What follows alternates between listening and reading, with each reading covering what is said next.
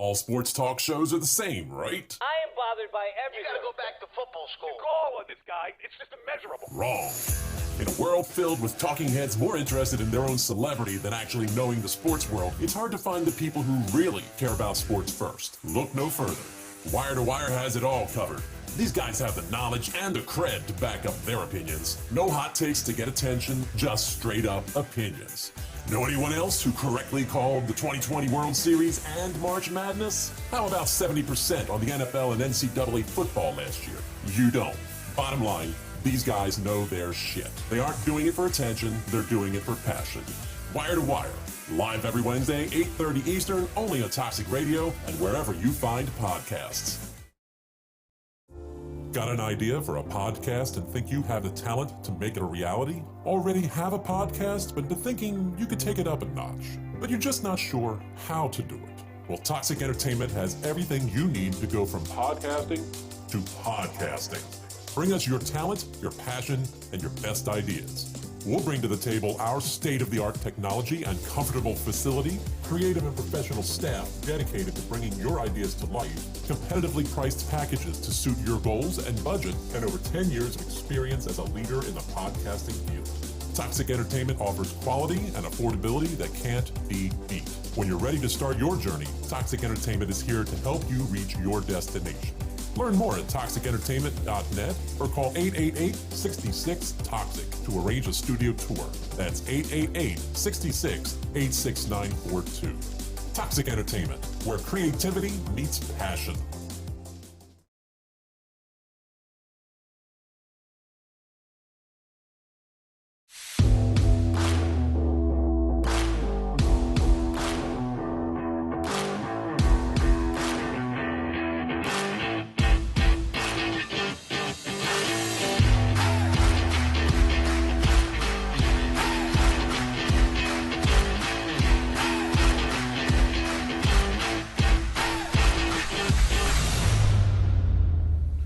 What's up, everyone?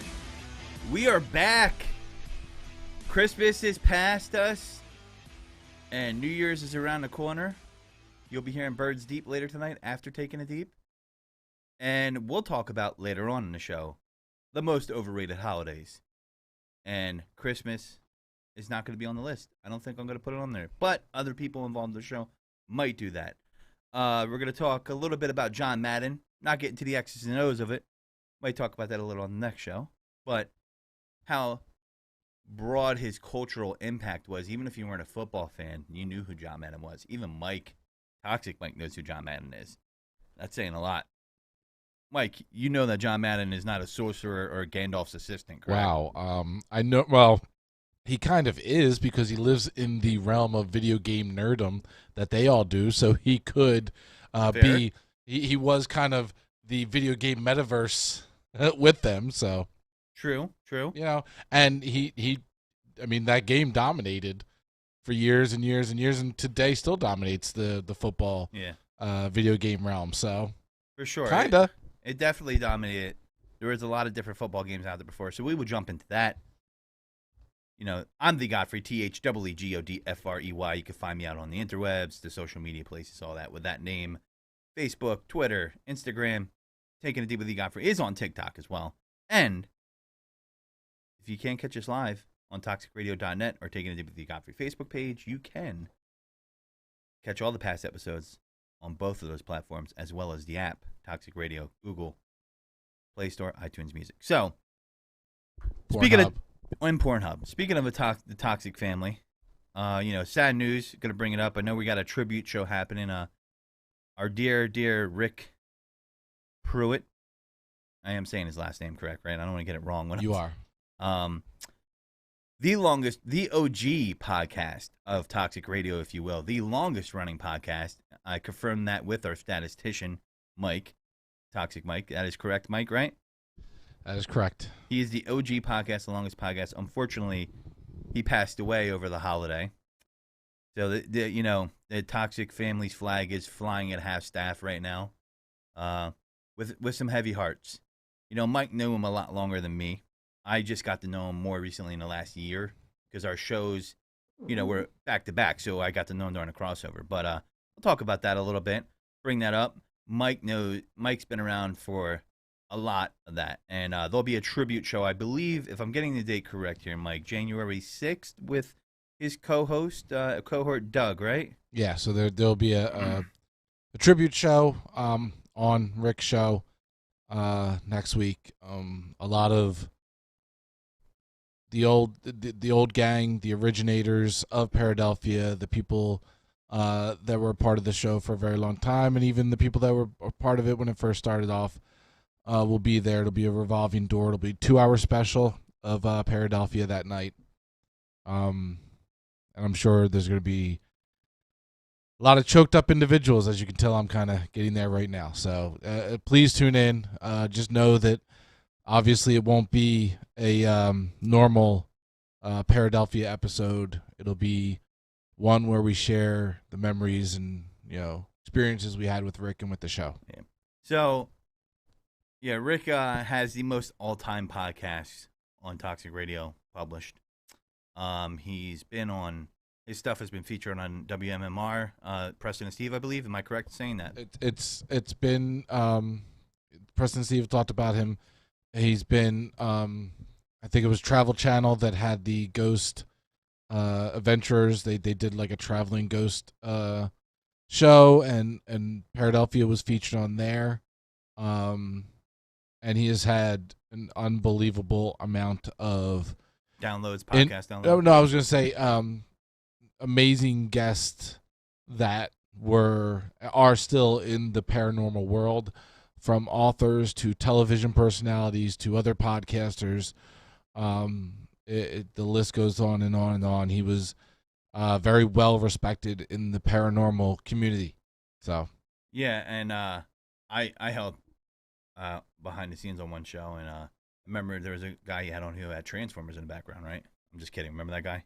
Yes. Jackass. The guy, it was an old guy. He was like, "What's this whiffy?" He was just having, he didn't have any. Rick powered right through it. But I got to know Rick on the crossovers, and I always knew about Rick, but I never got to really talk to him. And I'm gonna do something to honor Rick personally. It's an inside joke me and him had. I'm gonna tell you guys right now. Some people are laughing about this. I'm gonna wear Crocs in the studio from now on, because I used to break Rick's chops about Crocs. He would wear Crocs, and I'm like, dude, really? You wearing those things? Come on, man. And he would just, this is, speaks to Rick's personality. He would just be like, he would just laugh. You could break his balls. It's like Rick knew you for like 30 years. I'm not even joking when you meet him. Just like right away like that. That's my personal experience. I think a lot of people would agree with me about that, about Rick. I don't know. Would you agree, Mike? Absolutely. Rick was, one of the guys. And, he was very, very laid back. Yeah, I would break his chops about his Crocs all the time, and I would actually do, like, not knowing he was wearing Crocs, do, like, segments making fun of Crocs. So I'm going to buy some Crocs and give them a try out in Rick's honor and wear them when I'm in the studio doing a show. I know Mike is like, I can't believe it, but I hate Crocs, but I'm going to do it. So there you go. Everybody wear Crocs. Yep. So in Rick's honor, that's going to be my little tip of the hat to him. What a great podcaster. Very, I would say a local legend, and you wouldn't even know it. I mean, he had a lot of downloads, a lot of listens, from what Mike is telling me, a ton, right? Like, he was one of our most downloaded podcasts. He is the part, as when you're talking about podcasts, you talk about podcast downloads. Paradelphia and Rick have always been the top downloaded podcast on Toxic Radio. And it started in 2013, you said? It started in, I believe it was 2013. Toxic Radio, officially Toxic Network at the time, started in 2012. And Rick just hit me up, didn't even know me, and said, "Hey, I see you're doing this awesome stuff. I wanted to know if you'd help me out with this." And, and the rest is history. Very unassuming, very passionate about a subject. You wouldn't know that he gets a lot of downloads because he's just not about himself. He's not full of himself, and that's the impression I got from him. I was very honored when he asked me to be on his 300th episode. Some people wouldn't think this about me, but I don't think like on the, the best shit out there. But, Rick asked me to be on it, and I was like, yeah, dude. And I was very honored, and I was on it with him. It was a great show. got completely out of hand, which is awesome. I recommend listening to that show, actually, because it went places you didn't think it was going to go, and Rick just ran with it. His wife was in here. I think we were talking about anal, booty hole, and all that. And, like, you know, crazy stuff. Fish called in. It was a really good show. And that brings me to, you know, Mike, do you have any shows off the top of your head that, like, just maybe one or two? I know, you know, I didn't give you time to prepare for this, so Okay. that you would say is a memorable show for you. There is one that isn't even a Philadelphia show, but Toxic, way back in the day. We did a fundraising show. I forget if it was a fundraiser just for the network or if it was something, but we did a 24-hour broadcast, and Rick and the whole Philadelphia crew came through and were a big part of that. Again, his wife showed up, and it was unbelievable radio like no other. Rick also did really great when we would do remotes. Rick would do remotes from, like, sorry if I'm from Jesus Christ, I can't think of the word. Ghost houses, the haunted houses, haunted okay. trails, and all that kind of stuff. And one of the best things I think Rick did, which in my mind was kind of told you about Rick, and I'll tell this story again next Thursday. We did a Comic-Con, which we used to do all the time, and I'm trying to get back into doing Comic-Cons where we'd go and show up and do that. And him and Doug showed up at the Comic-Con, and this is when they weren't getting a lot of downloads. They were still building their brand, and he showed up with pictures of themselves so that they could sign them for people and give them out. And Rick just had a lot of fun with stuff. Yeah, Rick, he was a natural, I think, from getting to know him. I really think he was a natural behind the mic. And I do think he treated every show, which I think a lot of podcasters should do this, whether it was his first show or his 300th show, as his most important show.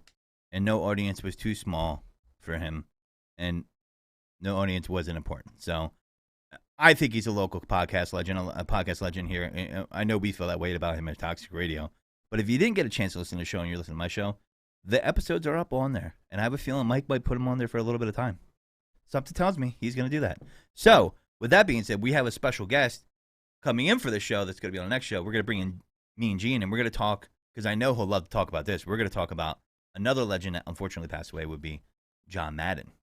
And we're going to bring Gene on the mic, talk about him. So, we were talking about it earlier. Madden, passed away 3 days ago, and did a lot for football. We'll probably talk a little about that on the next show. But Gene, what's up, my man? What's happening, brother? So Gene was like, "Yo, you want to jump on a show?" I said, "Why not? Why not?" So Madden, about John Madden. I'm like, oh yep, man. I figured that boom, tough acting to acting. Yep, figured it'd be the perfect way, right? So I'm pretty sure. Did you guys talk about? I didn't get a chance to watch Wire to Wire. Had a lot. Didn't. You didn't talk about it? No. Okay, well, we'll do it. We did our year in review, and it was just a lot. Like, honestly, to do our entire show in 90 minutes, and we never do. So Mike, that bless his heart. But to do our entire show in 90 minutes is almost impossible. Gotcha. We're doing a whole week in sports. Well, now you have the Wire to Wire shirt on, so now we can talk about Madden.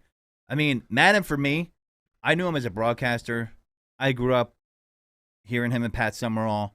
But the football game, the Madden football game, transcends, like, I mean, it's probably top 5 video game of all time, maybe top 3. And even if you weren't a football fan, you knew about Madden. Like we always tease Mike because he's not a big sports guy, but he knows Madden. Mike, have you ever played Madden? I'm pretty sure you got your ass kicked. Absolutely. Did you get your ass kicked? I'm sure I did, but I know that recently within the football realm, I do really fucking good.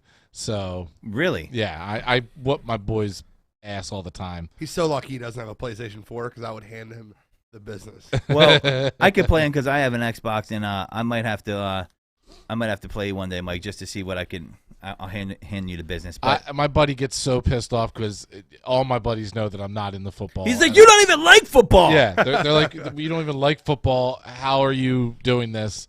And what team are you picking, by the way? Are you just picking a random team? I always pick the Eagles, Okay. just so I could beat everybody with the Eagles and piss them off even more. Wow, that's even better. And You know someone's the truth when they beat you with the Eagles. Like there's like all 78 I do is over throw there. Depends on the year. The year, some years were pretty lean. My you trick know? is I just throw Hail Marys, Hail Marys nonstop. And it works. It works That would every single never time. work versus me. Every single time. Cover I would have four. put cover 4 all day. I'd be like, let me get that. But your buddy must have been throwing controllers across the room. So Madden, man. I mean, I don't know about Eugene. Like, what do you think about when you think about Madden? You think about the video game, obviously. I think of Thanksgiving. I think of 4 o'clock. Mhm. I think of him and Pat Summerall calling the Yeah, the only good part of the Dallas Cowboys game. the turducken. Yeah, the turducken. Yeah, I know. I just think of the prime time game on Fox every week. It was him and Pat Summerall they were a perfect match. Like Madden was your boom, tough acting, like they he's had that guy. They had that flavor that we in Philadelphia were privy to. You're a little bit younger than me, Gene, but the Harry Callis, Richie Ashburn dynamic, right? No. If I told you how many Harry Callis games I've heard called, actually, you know what? Hold on. Swinging a long drive, deep right field. Watch that baby out of here. 3-run home run. Dutch Dalton and the Phillies take a 5-2 lead here in the bottom of the third. Yeah, thank God we had those guys during that era, because except for 1 year, it was fucking ash juice until like the late 2000s.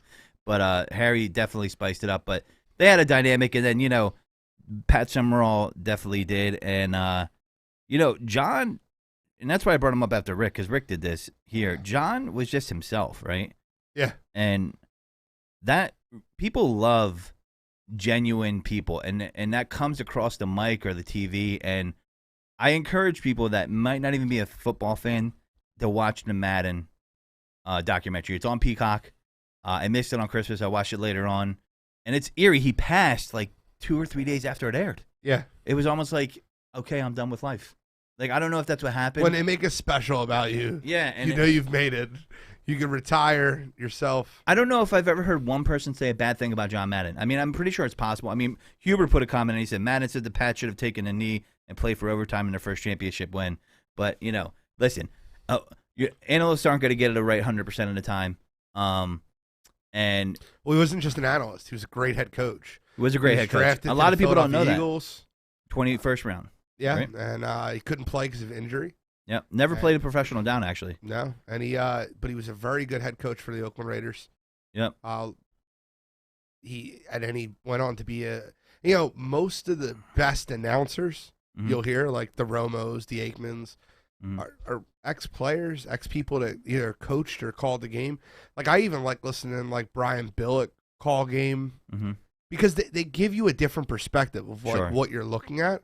Gruden was pretty good at it too, even though he's not, very popular. But when he would talk about the different plays and all that. Definitely. That's why I like the Madden, not the Madden, the Manning version of Monday Night Football. Yeah, I like it too. I like it too. And I got to tell you, like, I don't know if the Madden version would ever exist if John Madden never existed in the broadcast world. Because this is what's great about the documentary. It teaches you about the history. And Madden didn't want to be a broadcaster if you look at this documentary. He said he didn't like the way he did it. And he was a teacher by profession, because back in those days, you had to be a teacher, okay? You just did the Madden with your hands. Well, yeah. You just did Madden with your hands. I loved it. And I probably got that from watching him. Exactly. And he was a teacher by trade, because to be a coach back in the day, you had to be a teacher. Correct. So he says that himself, and they have him talk during this documentary, which is really cool, because a lot of times you'll see these documentaries of these legends, and they don't get to chime in on it. He got to chime in on this whole documentary all throughout. They showed his facial reactions, really well done. And, there was a lot of stuff that went on, and people just, women, men, his reputation was there. He was still married to his wife, Virginia. She's still alive. They've been married the whole time, and she hated losing just as much as him. But the coach part he brings up is he took the Broncos to the Super Bowl. People don't realize that. He took the Broncos to I believe he had Lyle Alzado on that team, if I'm not mistaken.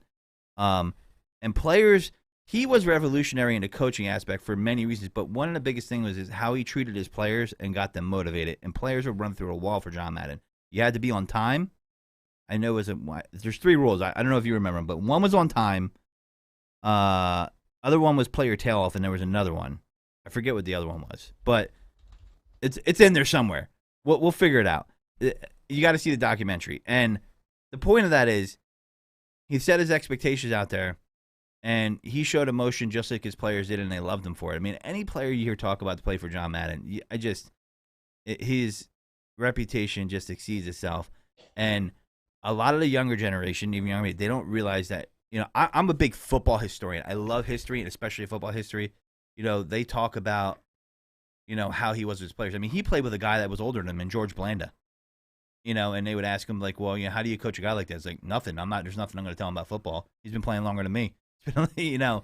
And, he won a championship with the Raiders, and he retired at 42 as a coach. And people realize he was a pretty young man who retired. And, Al Davis probably not. He was probably the George Steinbrenner of the NFL, if you will. All right, and not an easy guy to play for. I mean, youngest coach at that time ever to win a Super Bowl.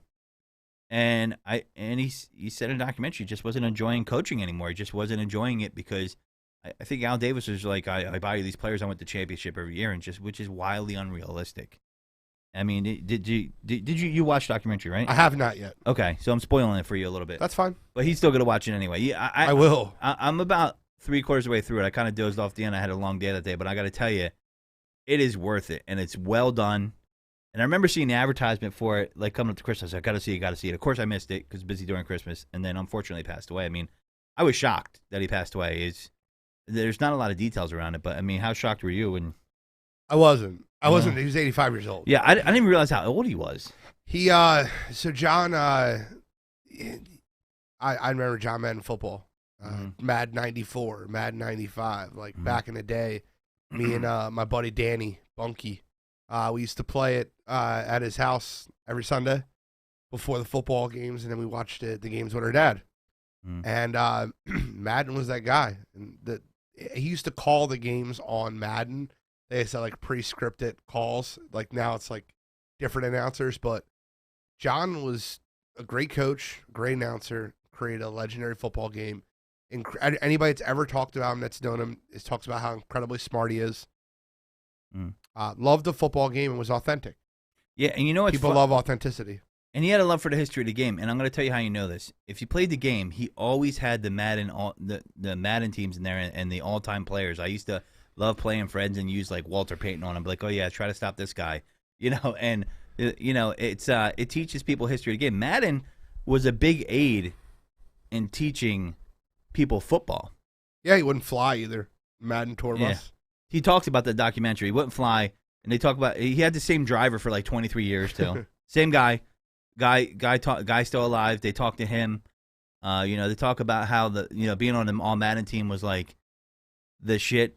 People were always talking about it, and because you got to be a certain guy. They even got Lawrence Taylor to talk on this documentary, and he won't do shit for the NFL right now. And he's and he says it on there. He's like, "It's for Madden. I'm doing it."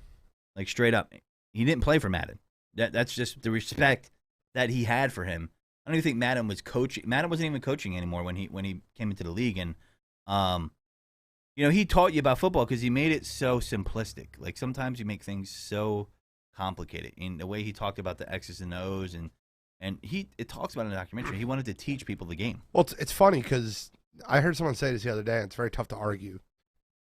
Is Madden the most revolutionary person in the history of the NFL? Hear me out for a second. Was a player, then was a championship-winning coach, then was an elite announcer, and then moved into the esports realm, and he's still...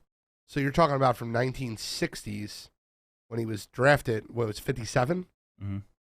58, 57, around there. Okay. So 2021, his game's still being played.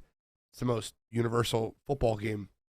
I'm asking, is there a more revolutionary person in the history of football than John Madden? No. I think he's done the most for the game overall out of anybody I could think of. Wearing different hats.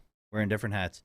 And, they talked about that on that documentary, too. They didn't really say that. I mean, Roger Goodell said he was the Elvis of football. He was the king of football. That's what Roger Goodell said. And he got to meet him, ride with him on the bus. Well, he's a rap bastard, Roger Goodell. I don't. Yeah, but Madden likes everybody, so it's Exactly. so I like Roger Goodell's salary though, that's for sure. I mean, the guy gets paid buku dollars. But there's a point I was gonna bring up, but Madden, very revolutionary. Oh, that's what I'm talking about. So this is one revolutionary thing that he did I found fascinating, and I'm not surprised. He went into the broadcasting world, and he didn't know if he wanted to be a broadcaster. He talks about that. And he decided to do it because he's like, I don't know if they were going to come around and give me the chance again. But what he did was, apparently, going to a practice and talking to the players and coaches was an unusual thing. That happened because of Madden. He's the one that started that. He said, and, their attitude in that was like, well, we're the announcers. We don't want to talk to these guys. He's like, what are you talking about? And he changed that. He changed that dynamic. That's why you hear him talking about certain things in a booth. And Brett Favre brings up a story about, a bunch of his buddies came from college and watched him. There was a Uncle Buck, or it was probably Uncle something, but he had a really big sack, and I think he meant ball sack. And they show a part where he fit it into a call, talking about the guy's ball sack, but you didn't know it was about a ball sack. So you'll see that on there. So if you're into ball sacks, you're gonna watch it. So, but that's enough about Madden, but we could go forever about it. I mean, I know Gene has a deep respect for him and a deep respect for the history of the game. And, that Thanksgiving was definitely one of them. But there's a call we'll bring up on the show next. That was a Philadelphia Eagles call that a lot of people are still alive that remember. And we're going to talk about that one. I know you know what I'm talking about. But we'll save that for Birds Deep at 7:30. So we're going to get into some. How was your Christmas? Was it good? Yeah? It was good. The kid was happy. That's all that matters. Okay. Kid, as long as the child is happy, everything else goes smooth. I'm sure Mike will attest to that now. A lot of Spider-Man stuff, right, for him, Mike? His mic's not Absolutely. even on. I muted myself so you don't hear my breathing or my coughing. We actually while you guys are breathing. paying tribute to the late, great John Madden, I didn't want to interrupt what you guys were saying. But no, Gene is absolutely correct. As long as he is, the children are happy, everybody else is happy, then it's all good. Then it was a perfect holiday. I know today we even brought the little one out to a comic book store for his first comic book today. So far, closing out 2021 in terms of his eyes has just been amazing. Yeah, I agree. It's about the kids, right? But I'm like a big kid, so it was about me. So I was happy. And I don't have any kids. So. You gotta love Godfrey. Screw the kids. It was about me. I had a good time, so everybody else could. Well, I got nieces and nephews, So but they're what did you older. do? I played board games. I went to my brother's house. What board games? What was your board game of choice? Oh, dude, it's so obscure. My brother is a board game nerd. I have no fucking idea what they're gonna pull out of the closet. It's like some I don't even know. They got to explain the rules for at least 15 minutes before we play the fucking game. Okay. It's like... You know the name of the game? It's like... No, it's like some weird Hebrew name that I can't pronounce. You played Hebrew games? It might have been a Hebrew game. Oh. But it's strategy-based games that are very, very involved, and you got to kind of think 5-6 turns ahead type deal. So what's your favorite board game, like kids board game? Like that people would know. I'm like, give me a weird Hebrew one. I'm like Stratego. I like Stratego. I like... You don't know about Stratego? You know Stratego, Mike? No, I was expecting like Chutes and Ladders or Monopoly. Fuck that. Kids or game, right? Okay, all right. We'll make it a little less. I mean, Stratego is really not that complicated, but it's like, all right, let's say Guess Who. Oh, really? Yeah. That's one that I don't ever see many times in anybody's households anymore. That's an old school one. How fun was Clue? That's like Clue the better was version good. of that. Clue was good. Absolutely. Monopoly, obviously. Yeah, you could play that young. Colonel Mustard Colonel Mustard. Yeah. in the conservatory How many? with the lead pipe. How Yes. many? Jenga does count. Jenga's a good game. How many of you guys have you ever flipped a Monopoly board? I've done it once before, actually.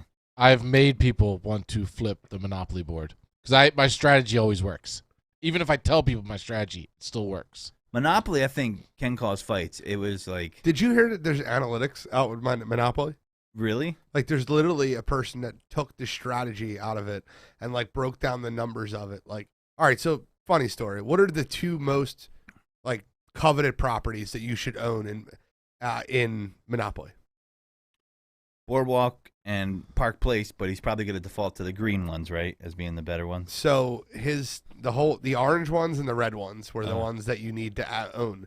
They're the most landed on ones. You can shake your head all you Mike want. disagrees. The analytics say that New York, Tennessee, and St. Charles, and then Illinois, Indiana, and Kentucky.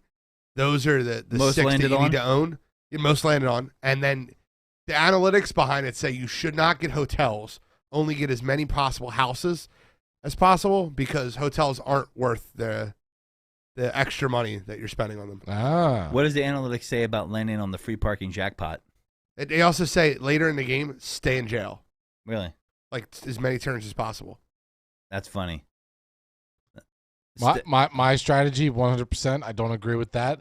My strategy is to obtain as quick as possible all the railroads. Railroads are good. Every Just time stay away I've from every time utilities. it's railroads. Utilities. Seems like everybody will trade. I will trade Park Place. I will trade Boardwalk. I will trade all those other ones in order to get all the railroads. Yeah, if you get all four, wasn't it like $200 each time Yeah. you land on it? And it works every time. You don't got to build any hotels. Blah, And blah, blah. Exactly. everybody always wants the big ones, the Park Place, the Baltic Avenue, even those ones. They want those ones. I always want to get one side of the fucking board. Yeah. Like one. And Well, if you want it one side, the mathematically the best side to own is the top of the board, the red and the yellow. Yep. That's mathematically the best side. It's not as expensive to build on them. It's not as expensive for the property, but it's not as cheap. Like if you own Oriental and Baltic, like you land on those things, it doesn't really hurt you as bad as it will if you're getting smacked by. Brad Hubert had a great zinger and a question for. I was gonna pull that one up next. Here you go. And, you can say it now. I'll answer it. Does Mike tip the banker at the end of the game? I'm going to say probably not. Mike doesn't even tip his waitress. I would tell you, I went out to lunch today at Buffalo Wild Wings, and I was paying. Whoa. And Laura looked over Step. at me, and because a relative of hers works there, and she said, "You better not embarrass me." And I said, "Oh, the tip?" She goes, "Yeah." And I said, "Well, let me talk to her and ask her if it's mandatory or not." Oh my God! And Laura gave me this death stare, and I You're told her, never "Look," getting sex again. I It said, seems "Here." like Laura's only concerned with just the tip. I said, Ah. I said, "Here's my card. If you want to pay for it, if you want to tip on my card, I will give you that ability." Wait, you don't tip at all? because it is your relative. I said, "But I'm not going to do it." Wait, you don't tip at all? No, Is this real? this is real. All right. Well, listen. This is 100% real. I will pause this. I think I need to go somewhere else. Yeah. I can't work for Toxin Radio. Yeah, I will pause this conversation because this is one of these fireball topics where it could just inflame the whole fucking show. Yes, like the whole thing. So what I'm gonna do now is take that and move on to the next I topic. might walk out. On stage, just sit in. Nobody's ever been able to defeat me on my logic as to why. I Oh, don't, because but you okay. give yourself the victory in that. Then Because it's the logic is foolproof. It's solid. It's you can't defeat it. it would be a never-ending like live stitch on TikTok. I'm telling you right now. You can't defeat the logic. It would be like watching the two worlds Can collide. I hear the logic? I never heard it. No, listen. We're No? gonna save it Okay. for another Take It a Deep because we're gonna talk about overrated holidays. Okay. And we'll go around, but I need to come in then. It said next week's topic. I need to come in. I need to hear this. Oh my God, Mike will go for an hour on this shit. I'll just sit here with like some rice pudding. The people watching also say, "I want to hear this."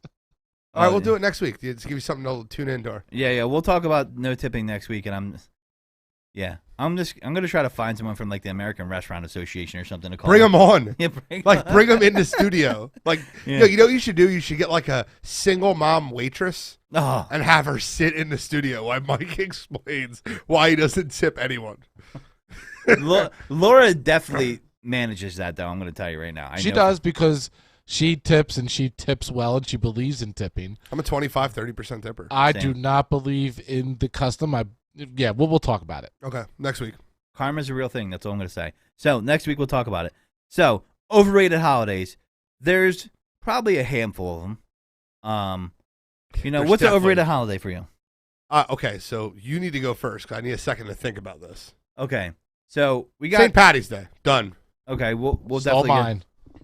New Year's Eve. I'm going to say it's an overrated holiday. I'm going to tell you why. No, it's not. All right. Well, listen, I'm glad we Let's have the stop. centers. I think I could drink any weekend and watch a fucking ball drop. It's not about that. I I can make a resolution every week. I don't know about New Year's resolutions. Well, starting a new year is actually the time where most people fix so many things in their life, which is why it's not an overrated holiday. Whether you agree with it or not, like you can be a piece of shit next year, but like there's a lot of people that decide to make serious changes in their life at the end of the year to start the new year, like starting the new year fresh.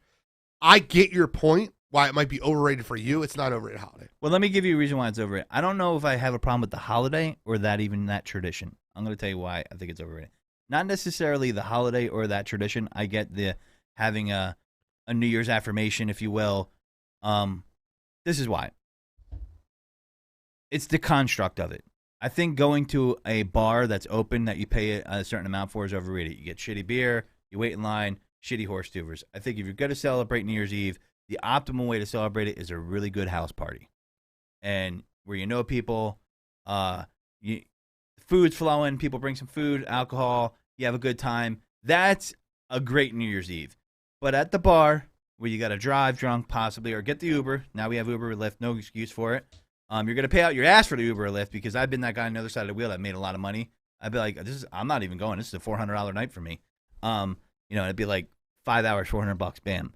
And Madden. So, and that for me was the overrated part, right? Because you get there, the ball drops, everybody's there, you're dressed up, you're out, 12 hits, and it's almost like it was anticlimactic as soon as 12:05 hits, and I'm like, all right, everybody wants to go home. I'm like, but we can stay out till 2. Why we got to go home at 12:05? So to me, it's the construct of it, not necessarily the New Year's resolution or even the holiday itself, but the way we celebrate it.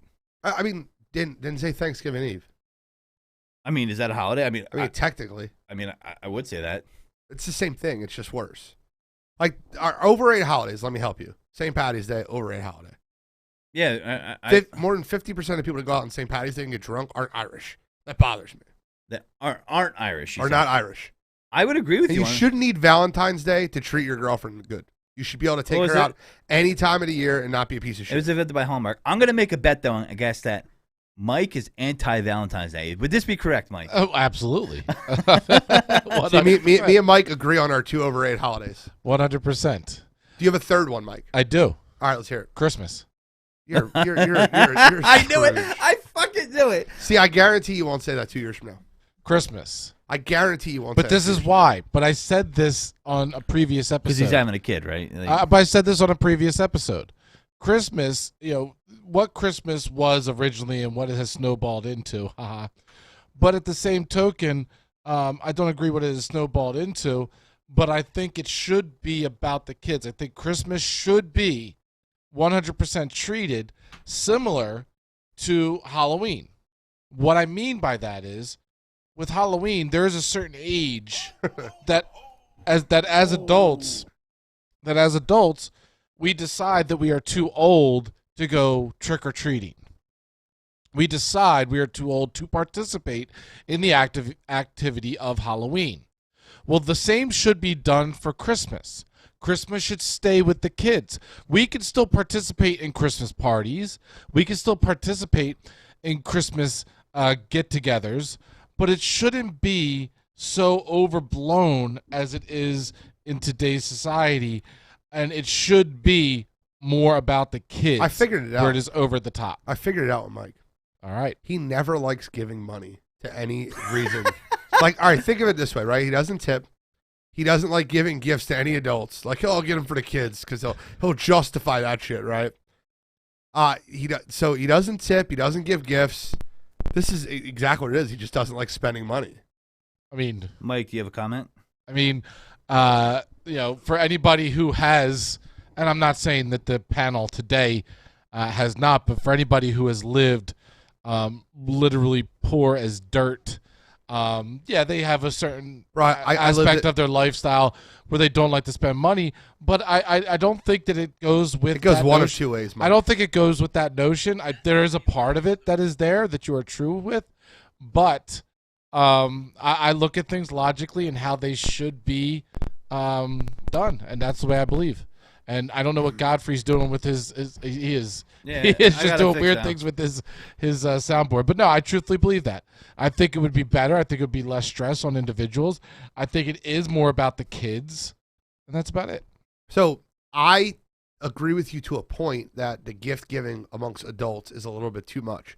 But I still want to give gifts to like my mom, my girlfriend, like people that are very in my inner circle close. I agree with that. And like that is a nice holiday to be able to do that, to give them a nice gift for the holiday outside of their birthday. But it should be like a tip.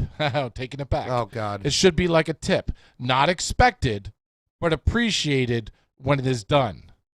Gift giving, I believe, is kind of expected if you leave a party. I don't think that makes it an overrated holiday, though. I think it does. Okay. I'm on Gene's side here. So here's the thing. I have a different perspective of both of you. I've mentioned this on the show before, but I grew up as a Jehovah's Witness. So Jesus Christ. I have less than 10 Christmases lifetime to my name. Get it? Jesus Christ. Yeah. So you didn't know Gene was funny too. Yeah, just thought he was a sports expert. So I enjoy it because like I never had a Christmas as a kid. At all. Ever. Like, now I know why he said fuck the kids for Christmas. He's like, my fuck the turn. kids. They don't my fucking turn. I had a great time. It was my turn. Oh, I love it. Godfrey, you're awesome. but at the same time, though, I do enjoy getting gifts for my niece and nephew, girlfriend, and my brother. You got to give me the overrated holiday. Your overrated holiday. The other one? Well, you took one of mine, St. Patty's Day. I totally agree with you with. You know, I think Flag Day is totally overrated. I'm just Flag Day. Screw that thing. No one celebrates Flag Day. Okay, so I feel like certain holidays become overrated as you age, right? And I know, and this one is more about the kids. So I don't know if people get mad about this, but I feel like the 4th of July is overrated. What? Wow. So wow. I'm just starting to fire. First of all, I don't even know why I'm here. I need to quit toxic radio. This guy hates America. And I don't hate America. And this guy doesn't tip anyone. Fuck him. Do I need to wait till 4th of July to love my country? 10 years from now, I'm going to be on a show, and they're going to be like, you were associated with toxic radio. This guy doesn't tip people, and this guy hates America. Well, I'm going to say, fireworks. Wow, fireworks. I'm actually shocked. Fireworks by that one. scared the shit out of my dog. I do like fireworks, but here's the thing: do we need fireworks also on Labor Day, Memorial Day, and 4th of July? Can we just pick? I think 4th of July is the perfect day for fireworks. I'm with that. Yes, I agree. Right. Again, you think it's overrated, so you want to do away with them. But I think that is the perfect day for fireworks. Yes. My honorable mention, and this is more of when you become an adult. I'm really scared of this one. It's he Halloween. just gets up and walks all out. right. At least he said Halloween. I think like my honorable mention's Labor Day. Like fuck those people. Like, or Memorial Day. Like that would have been even worse. No. Halloween's awesome in my opinion. I disagree. I think it's Halloween is the national cosplay day. Basically, I think love it. Mike's into this. I knew Mike would be on this. I think Halloween's underrated. I do too. So agree. at what age do you stop dressing up for Halloween? Never. What do you stop trick or treating? 21, 22? 12. I would trick-or-treating above 12. I would go about 13, 12, 13. Yeah, I said 13 12. You didn't have to fucking correct me by 1 year. 12, 13. I had to correct you by 1 year. 12, 13. Because I had a buddy, literally. When you want to start dating girls in your teens, you can't go trick-or-treating. I had a buddy at age 30 was still trick-or-treating. Without a kid? Without a kid. They should be arrested. And would ask Is he in if jail we now? wanted to go He with should be him. in jail. He Was did he not. on How to but Catch he a was, Predator? He was literally 30 asking if we wanted to go. He dressed up at between 25 and 30. He dressed up as Sting with the bat and went around trick-or-treating. Let me ask you a question. He went around. Oh, hold on. No. The trick or treating, no. He went around to people's houses as an adult without kids, dressed up with a baseball bat, asking for candy. That's not called fucking Halloween. That's called a robbery. Yeah, that's called theft. That's intimidation. If he showed up at your house with a baseball bat and asked for candy, I'm giving him fucking candy. I don't know. He's got a baseball bat. Was he dropping with from face paint on? Was he dropping out of people's trees and shit? Jesus Christ, Mike, where do you meet your friends? Yeah. What are we doing? Is this Meat as well? Your friend named Meat or Big Stick or whatever his name was? Brad Huber, he went trick-or-treating in college. You know what? I'm not shocked for Brad. Not shocked at all. Well, here's the thing. I have one That's more why, overrated holiday. as an adult, okay, That's why if you want to dress up, go to the fucking bar and go to a Halloween party or something like that. I have one more overrated holiday, by the way. Can I just say one thing about Halloween? We'll definitely get that in. This past Halloween, this is the first time this happened to me, and I thought this was great. Going up to houses, there was a group of guys that were sitting there giving away the candy, but they also had beer to give to the fathers that were going out trick-or-treating. I thought that was your adult. Those guys are legends. That's your adult trick-or-treating. Those guys are legends. You go out trick-or-treating with your kids, and the adults, the guys that have a beer, I don't care what kind it is, that say, here, this is for you. What about people that give out shitty Halloween treats like sardines and like shit like that? Or pennies. Or do you remember the old ladies used to give out pennies? Or Peeps. Peeps, yes. Yeah, I think you should. Anybody who wants to eat a Peep should be fucking committed. That's why. Or peanuts. Just peanuts.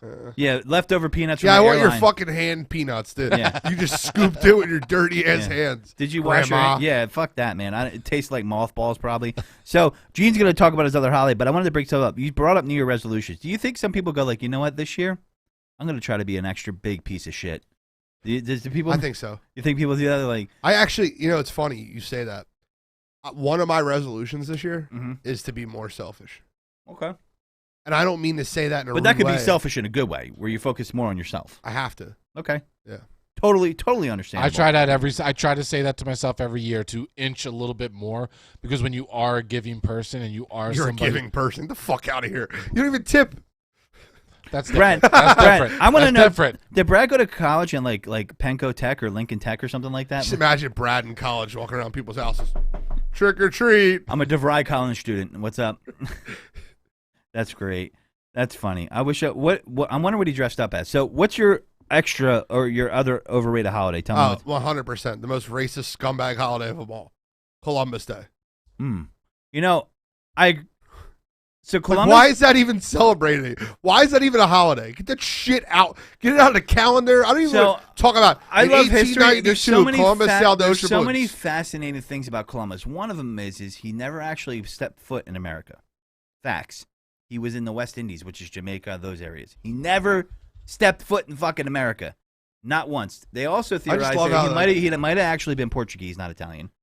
3, I was reading I read some of his book, and he talked beautifully about how the Indians or the natives were. You're doing it too. No, well, let me Calling finish. them Indians. Let me finish. Native Americans. I remember. I forget the term he used, because remember, this is like from 1492 area, right?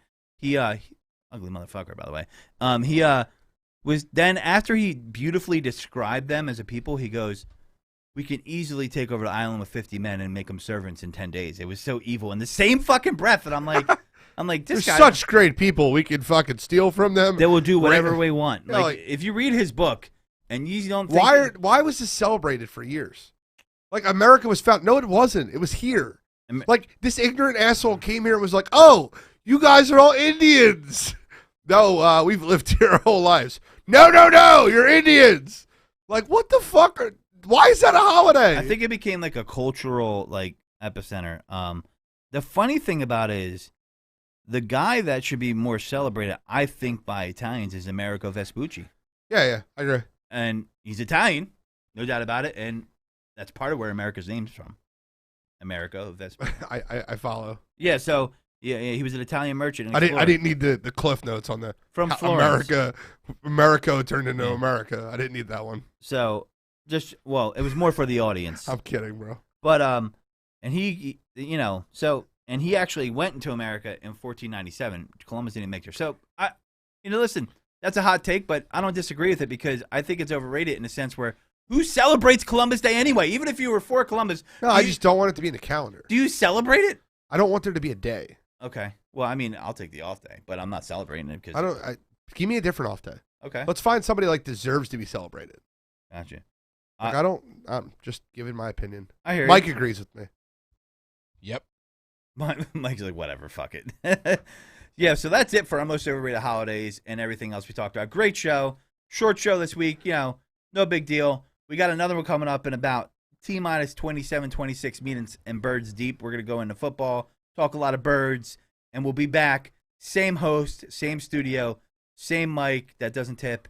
And with that said, this is Godfrey, not saying goodbye, just saying take it deep.